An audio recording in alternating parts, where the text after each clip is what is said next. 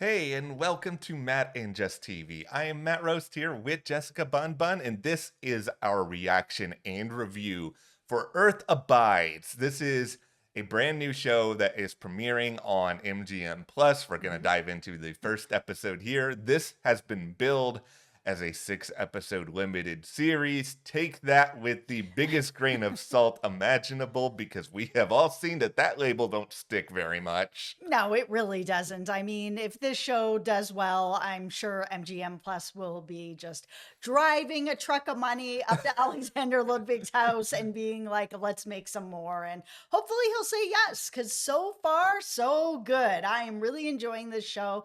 I'm a fan of Alexander Ludwig's. He's from Canada. I'm from Canada. Also, he was in Vikings, which is like one of my all-time most favorite shows ever. Yeah, so I am not the same sort of Viking. I don't dislike Vikings by any means. I think it's very good, but So good. it's just your opinion of Vikings is so astronomically high that it cannot be matched by anyone else who is alive. No, it's really hard to get past that bar for me. Vikings is like really one of my top shows ever. So when I saw that he was in this cast, I was really excited about it. Then I heard what the premise is about, and I got even more excited about it. We really like these sort of mystery dystopian type shows. It's right up our alley. So, here we are for this. It is just 6 episodes, and episodes 4 and 5 are going to be airing together, so keep that in mind. Yeah. But I mean, if the ratings are good, I could definitely see the show coming back.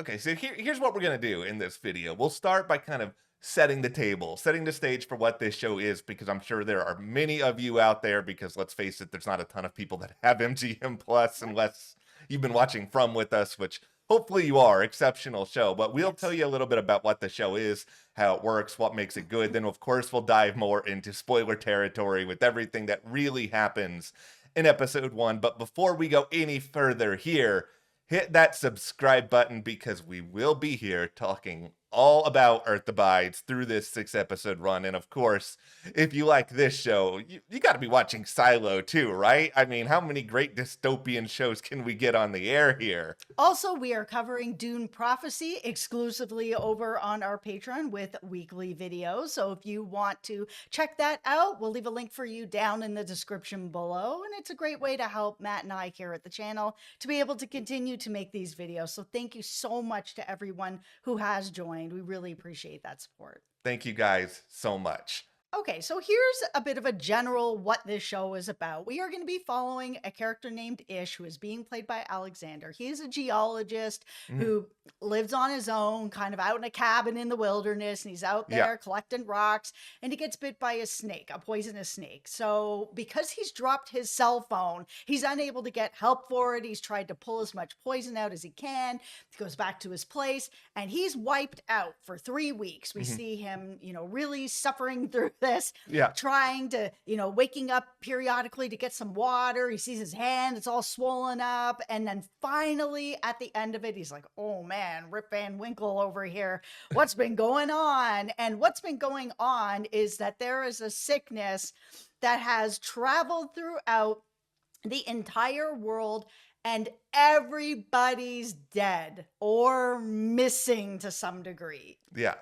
It's a fascinating premise for a show. I mean, I'm not going to sit here and be like, oh my gosh, this is something I've never seen before, because we've all seen variations of it. Like, the show reminds me a little bit so far of I Am Legend, and I think it's, granted, I think the first half of I Am Legend is significantly better than the second half of it. I really hope that Earth Abides could just be good the entire way through, but I think it's a very interesting take on sort of waking up in a whole new world and going out, exploring what is out there. I mean, this premiere really takes its time. I mean, the majority of it is spent watching Alexander, who I know more from Heels than Vikings, and me and 20 other people who watched Heels probably feel that way. But Ish is somebody who is trying to get a sense of what this world is like. And Ish, I will do my best to say your name correctly. All season long, I was in speech therapy for like the majority of my childhood because I cannot say SHs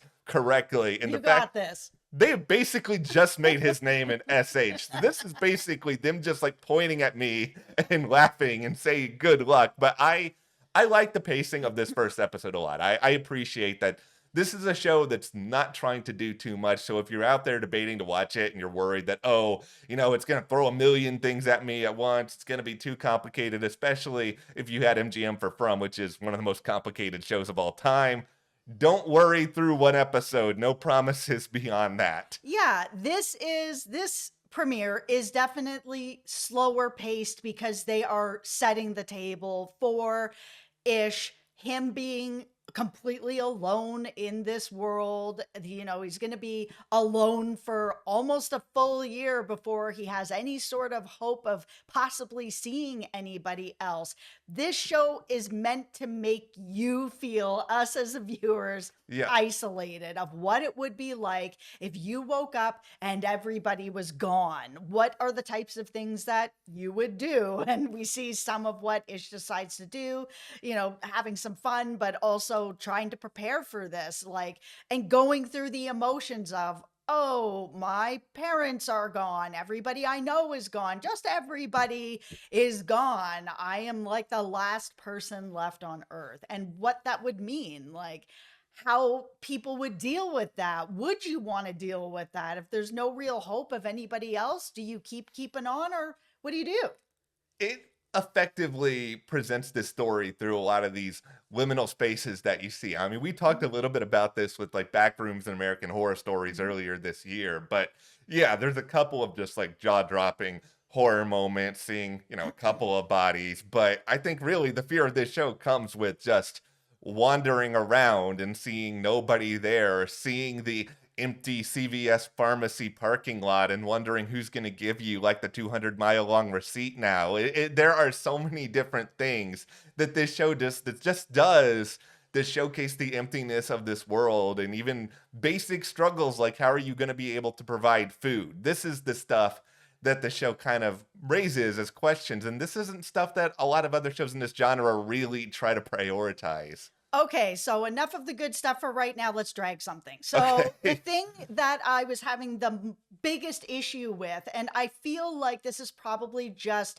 a stylistic choice from the show, and I do appreciate it because it definitely made me feel empty and lonely. I felt what Ish was going through when he was driving through the streets of Las Vegas and there's not a car on the road. There's not a person anywhere. There's not a body anywhere. He's going through the hotel, which I know it's filmed up in British Columbia, but I was just they got to be using the MGM hotel, right? Or one of the ones that they own. I mean, they own, you would think. But it's completely pristine. There's no dead bodies anywhere. There's no anything anywhere. And we have seen that they've shown a couple, when he was in the parking lot, there was a dead body there. He went to go see his parents, dead bodies there. But in general, these streets are pretty cleaned up. And I was okay, are they doing this because they want us to feel sort of that empty feeling? Every room he goes into, he is the only person that is there. They all feel unlived in. Or is something else going on? Because if this many people died, you have say 300 million people are gone here in the US. Where are those bodies? You have to have somewhere that they are, whether they're all over the streets, all over the hotels, piled up in hotel rooms, somewhere. They would be somewhere. So for me, I'm one or two things are happening here. Okay. This is what the show is doing to give us sort of this stylized version of feeling of emptiness, or they just kind of didn't have the budget to have thousands of bodies piled up all over the place, or tinfoil hat. All right, here we go. Spoiler territory. Let's do it. He was bitten by a snake. Yeah. Okay, speaking of spoilers, there are books out on this and we haven't read them. So if you know, don't be doing this in the comments. Ruining it for us. I think it's a possibility that he was bitten by this snake and he hasn't woken up yet, and this is all still part of what's going on, because it just didn't make any sense to me that if this many people died, there would be bodies everywhere, and even if somebody somehow cleaned up 300 million bodies, where are they? It just feels like there would be some sort of presence. 3 weeks isn't enough time to clean that up.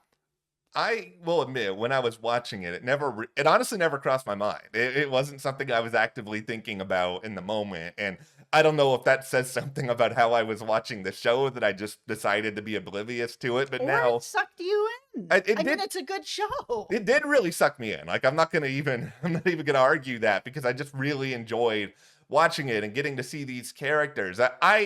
There is this crazy part of me that does want to imagine that there might have been some sort of organization or people out there that even briefly tried to clean some things up. It probably wouldn't work for very long for obvious reasons, but when some sort of event like this happens, there's always a group of people that think, oh, things are going to be better now. I'm going to go in and try to fake, and then it never ends up working. And I could see a little bit of that happening. It is bizarre, though, that there's not a lot of bodies out there. I still think there are certainly more people out there than we have necessarily seen, and there could be some sort of group, some sort of society, but I'm not sitting here and being like, okay, this is going to be some sort of huge event. Like, even on The Walking Dead, there were communities that felt like they had, Yeah. Commonwealth aside, but Yeah, other yeah. communities, it felt like there was still, hundreds of people in some of those places. Absolutely. I mean, they've set it up really well that it didn't feel like The Walking Dead, where there are these different communities and there are, raiders and people are doing whatever. Like, it's still early enough in it where it has been like 3 weeks, 4 weeks. He's rolling through Las Vegas. It's completely pristine. There are no bodies anywhere. There's nothing there. There's just two people there, Ann and Milton, who are at the end of their road, where they're just kind of like, there's nothing else out here. And, we know that we could keep on keeping on for a year, a couple of years or whatever, but why would we want to, sort of thing. And then we see Ish by himself for a full year, just him and his dog, before he sees that little smoke coming out of a chimney, just a few houses over. First of all, congratulations on your beard, Alexander. I don't know how real that was. I don't know if they added a beard attachment to you, but you are morphing back into Viking form thanks to this show. Yes. No, I think Full Bjorn.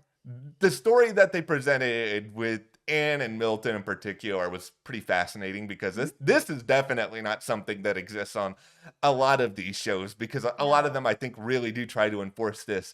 Oh, society's gonna persevere. We're all gonna survival. Yeah, and here are two people that are just sort of like, well, what's the point? We're gonna drink, we're gonna do some weird stuff first, but then at the end of it, this is just gonna be it. And when we first met them, though, there was a part of me that was thinking, okay, are these just gonna be the three characters who are a part of this world for the rest of the season? And these are gonna be the only three, just because, okay, it is a 6-episode show. You can't just have 10 cast members show up. So it was a little bit of a surprise to me that basically these two are in and out, and the only one constant in the entirety of this premiere is Ish, and he's just basically it. Yeah, they took a big swing in this premiere, and it hit. It was surprising. I was wondering that too. It's like, oh, okay, are this going to be the trio of these people? No, it's just Ish and his dog and him. And it was, I mean, he already kind of had that feeling when he went into Vegas and was like,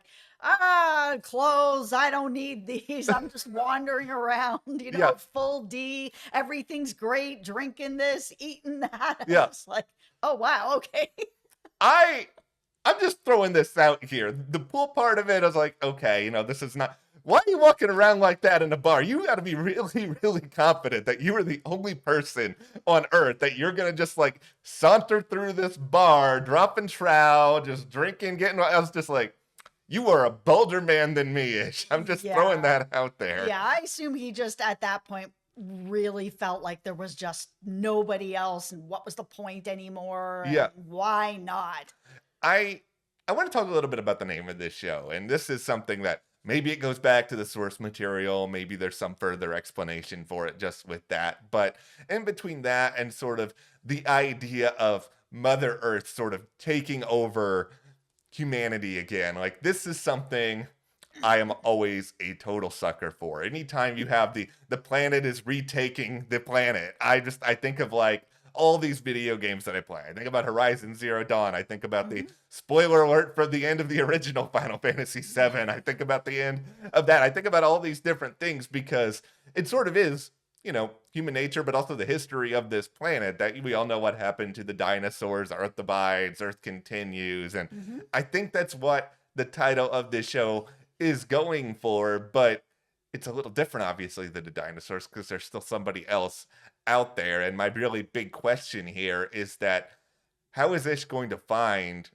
group of people, more than one person, just something that actually gives humanity hope at this point? Yeah, I mean, I really like that this character is a geologist, is, Yeah. a scientist, somebody who really likes learning. I loved watching him go to the library and be like, okay, I need to know about solar, I need to know about growing stuff, I need Yeah. to know about whatever. Like these books are going to provide me the knowledge of what I need to be able to just keep on keeping on. I felt like that's not something I've seen. We've seen tons of these post-apocalyptic dystopian Walking Dead type shows where yeah, we see people trying to grow crops and do whatever, but there's also raiders and people stealing and whatever going on. To see him be like, I need a plan. If I'm gonna Yeah. stay, I need a plan, and if I'm gonna have a plan, there's some things I need to learn about, and I've clearly got time to learn about them.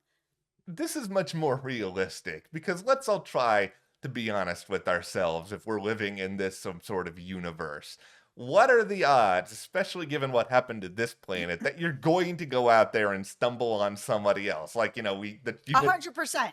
see, It's 100% because we saw a chimney. even with the chimney, I would not be thinking going in that I'm going to see a chimney. I would not be thinking I'm going to see anything. I got to, especially for me, because I don't drive because my eyes are too bad. I would just feel like, okay, I'm stuck. I am completely screwed. I'm never going to see another person again. I like how they presented this, where he's actually trying to make moves with that assumption in mind. And if he Mhm. does run into somebody else, great. It's somebody to share the world with, share knowledge with. Maybe he can actually further along society, but he can't count on that. Yeah, I just feel like something more has to be going on. Like, even when he was going through his snake poison, rolling Yeah. around in bed and waking up and drinking, there was a moment that it seemed like somebody walked by his cabin and kind of like was knocking the door, looking in, and was like, oh, he's sick, move along. And we know that his parents were also left in the house. That it's kind of like, it brings me back to where are all the bodies? That if somebody walking by was like, oh, is there anyone in there? Oh no, he's sick, just keep moving along. Okay, then there should be more people around. It feels like people weren't, whoever those people are, they're not cleaning it up. Yeah, there's a couple of dark theories that I have about what's happening here, including It's grotesquerie all over okay, again. He's in a snake coma. okay. Well, if it's not grotesquerie all over again, and if it is grotesquerie all over again, then we're not going to get any answers this season, and everybody is just going to be mad with the finale. But if it's not that, is there somebody out there who's intentionally done all of this, who is just operating with this really Ah. sort of dark mindset that they want The to. man in yellow has come over from. Yeah, the man in yellow has come over from, and basically they're out to destroy most of the entire world, and they have some sort of compound where they're basically trying to lure people in, and eventually maybe Ish is going to be brought into that maybe somebody created what's actually been out there, Mhm. because, and this is definitely a ultimate villain trope where they're just sort of, I want to purge society and bring it back even better than it Oh my ever was goodness, before. yeah. And there's a part of that that's over the top, but I don't think we can necessarily rule something like that out unless this is a situation where this show is really just all about, how does somebody survive the end of the world? And they're not actually trying to make it more complicated than that. Yeah, and I mean, if that's where we're going with it, I'm really excited to see that play out. I mean, there of course are properties out there that have Yeah. done this before, but for me this does feel very unique in the way that they are bringing it together with who we're following ish, Yeah. someone who is a geologist, a scientist who is learning how to be able to just take care of themselves, live off the land and do all these things for themselves. Like that real feeling of isolation, and how do you deal with that? And you aren't seeing other people and what is really going on here. Kudos to MGM for scheduling this show when they did, assuming that people would still have a couple weeks left over on their subscription and that Yep. maybe they would give this a chance. I think it is a really, really strong start to Yeah. the season. Alexander's great. The questions that this show currently are asking is really, really good. Now, we just have to hope that this does not go in a Beacon 23 direction, another MGM show that felt like the entire budget was spent on building the set, and they were just like, what kind of weird people can we throw in here every week? And that show made no sense. No, this show feels like it's way more stable than that. Yeah. Like we covered Beacon 23 the first season, and it was okay. I mean, there was some stuff about it that was good, but there was a lot of problems with that show. So far, my biggest problem is just where are the bodies? Yeah. That's a nothing. Like it could just be stylistic that they want us to feel alone, and that's fine. I'll buy that. No problem. It was a much slower premiere, and I'm hoping that everyone who watched From with that crazy finale where they just threw in everything Yeah. are going to be able to give this show a chance that it might be a little bit slower paced, or at least the premiere is, but that's okay. I'm here for a slower journey that will build up as it goes along. Not everything has to be From. No, and I'm fine with this not being From right now because my brain needs a little bit of a break.